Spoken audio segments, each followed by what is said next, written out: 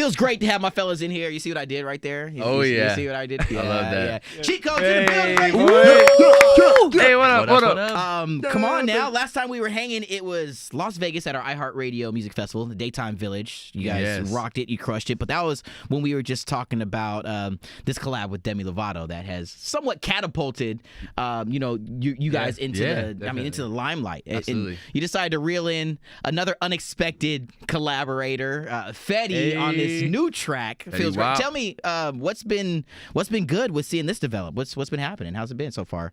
Oh, it's been amazing, man. It's only been out for a couple of weeks, but the reaction we've gotten has been like amazing, crazy in comparison to anything we've ever released. I mean, like the first day was like unreal. We got like 1 million plays on Spotify first day. Holy crap! And it's been unreal. To be able to be willing to go there. We've talked about this a bunch, where you guys kind of aren't afraid to bend the rules and kind of mix genres. I mean, reaching out to Demi Lovato for a track where most people wouldn't think that she would fit on a dance track, and now you're doing the same thing with the hip hop artist, with the dude who nobody in their right mind would think like, yo, he could spit bars on a track that's got some tempo to it.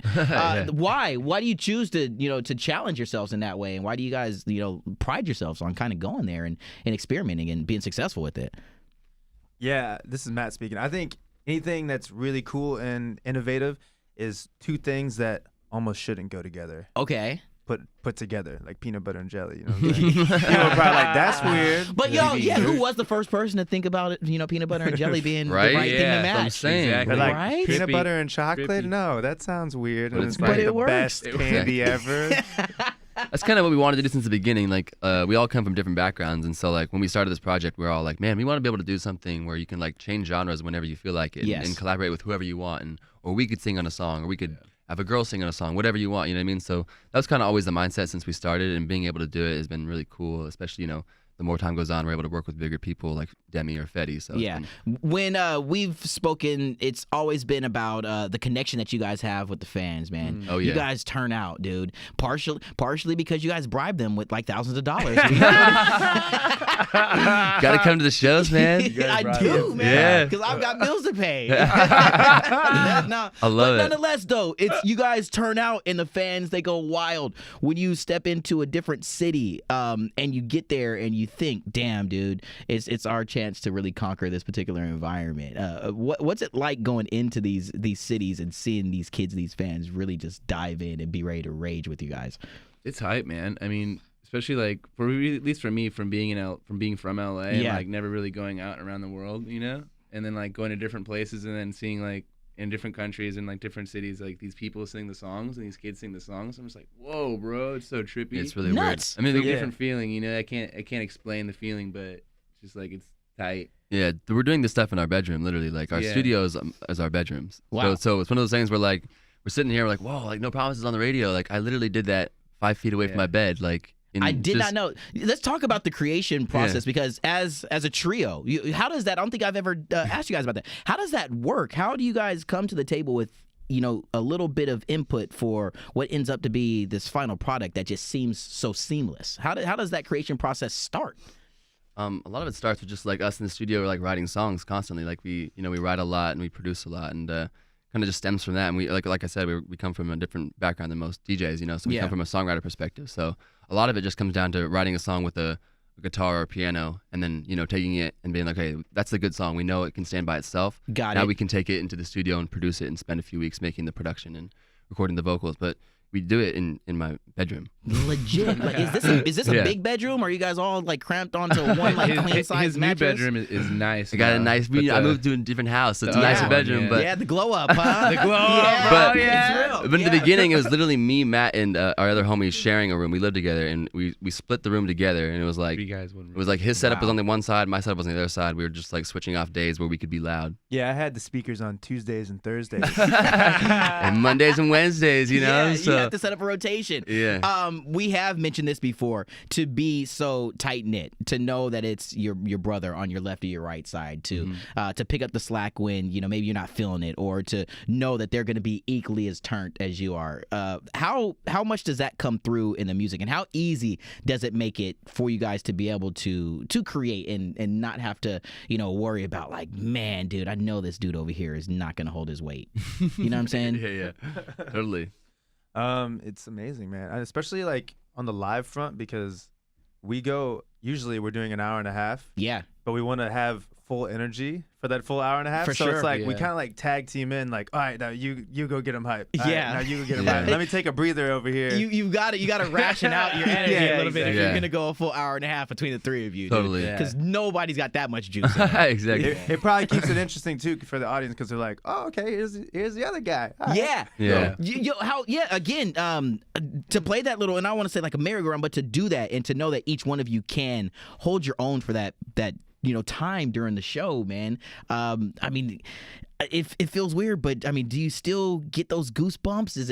It doesn't feel like it's a job. It doesn't look like it's a job. I mean, No, man, we're super blessed. The fact that we get to wake up and do this every day is crazy. Yeah. It's what we've always wanted to do. So, I mean, no, it's not stressful at all as far as playing the shows. I mean, I used to get stage fright when I was younger, Oh, but word. now I don't feel that at all. It's all love. It's all fun. So it's crazy. I want to know. Take us into why you guys are choosing to share the behind the scenes through these YouTube vlogs. Yes.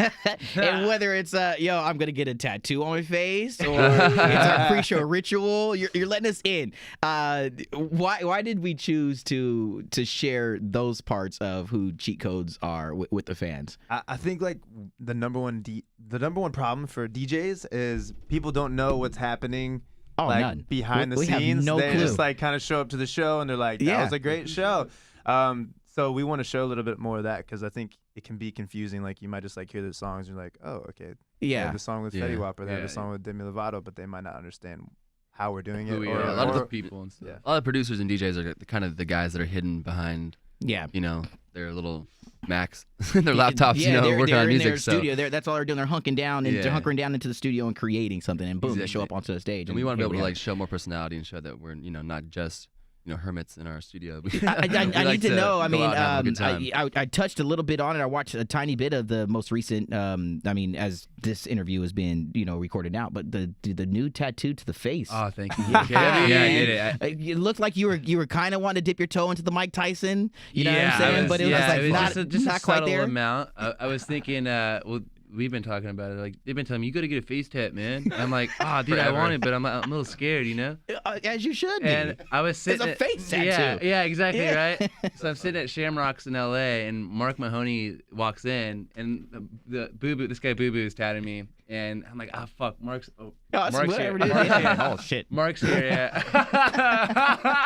That's great. Mark's here. I'm gonna get my face tat. I'm just gonna do it, and then I did it, and then and That's then sick. yeah, it's like We were pressuring him for a while. We're like, come Yeah. on, man, if one of us is gonna do it, you gotta get the face now it's tat. just like it's music or nothing else. Yeah. Getting Yeah, a face can't go tat's back. like the final step to burning all of your like not your bridges, but like your Yeah. ships. You Yeah. know, like you burn Yeah. the boats. Like there's no You're going back. in. You have to do You it. have to from Yeah, here on out. so- Any plans for any more for the rest of you, or yeah, what? I next mean, week, obviously- because Yeah. of the success of No Promises, Demi's buying his tattoos. that is Yeah. dope. Get it So next week. next week I'm getting this big sun and the moon on my neck. So that'll be sick. Yo, Diving okay, in. all right, and Wow. man, Yeah, I'm getting a skeleton hand that's crossing their fingers like to represent no promises.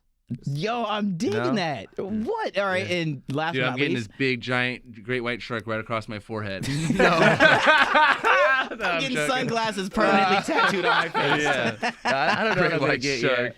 I'm thinking of it. I want to ask you, and last, let's go back to just the success and what does No Promises mean to you all? I mean, just the fact that this song really was something that allowed the fans to get to know who you all are as producers. And what did that feel like for you, just to say, we knew we could do this? Are you thankful of this particular track? Sounds like a stupid question, but No, like, what, absolutely. you know what I'm I'm saying? thankful, How does it feel to be able to, let that be the foundation of Cheat Codes? It's amazing, especially with like a song that has such a good message and something that people can relate to is really Yeah. cool. And it's one of those things where when we had the song, we felt really confident about it, and we spent weeks and weeks finishing every little detail, making sure it was perfect because we really felt like it was something special. So Yeah, the well, fact that it truly disconnected is, dude. I mean, thanks, we've man. talked about it so many times before. It's been for me the open door to you guys' life and to become friends and to become homies, and it Love just it. has been so cool to just be able to press play on the record and to know that like every person loves this song, dude. Aw, And man, it's appreciate just it, I don't bro. know. It makes me feel good to know that not only do they love the song, they love who you guys are. So I mean, it's just Yeah. real talk. Thank you, I man. mean, Appreciate it, man. I think it's great also because it's kind of like an ode to us creating visions for what we want. yeah. And like actually going for them, you know, because like everything, you know, the no promises feels great. That was just like an idea, like, oh, that would be a cool idea. Yeah. And then we went for it. We weren't like gonna Yeah. settle for it. You know? So that's it's kinda what happened. working. That's the thing that's so dope about it.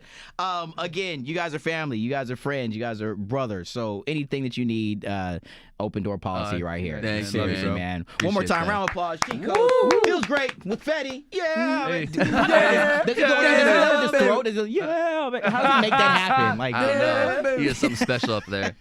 That's great, man.